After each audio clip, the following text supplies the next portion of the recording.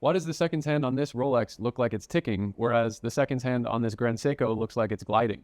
The answer lies with something called frequency, basically how quick your watch is beating. Most people think a watch ticks once per second, but in reality, if you look closely in slow motion at this Rolex GMT Master 2, it's actually ticking 8 times per second as seen here. This is because the balance wheel swings in each direction 8 times per second.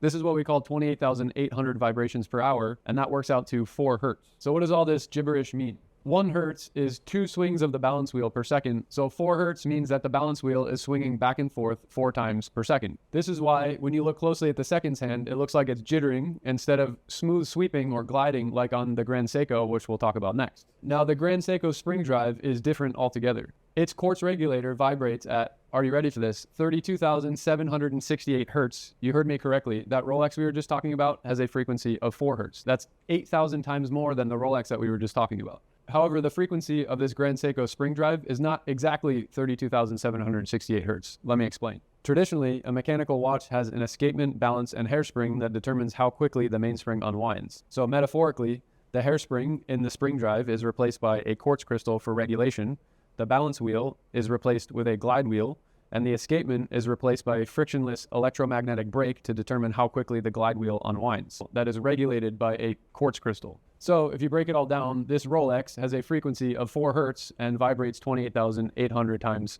per hour. Now this spring drive, since it doesn't have a balance wheel, it can't be defined similar to a mechanical watch, but it is regulated by a quartz crystal at 32,768 hertz to give that smooth sweeping seconds hand.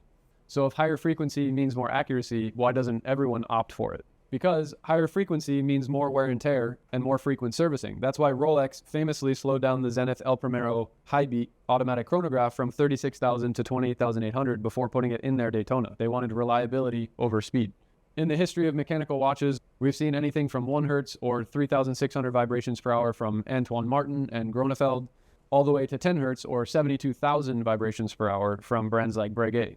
But most sit around 4 hertz because it's accurate, practical, and easier to maintain. So now you know what frequency really means and what causes one watch to have a jittery seconds hand while the other has a smooth sweeping seconds hand.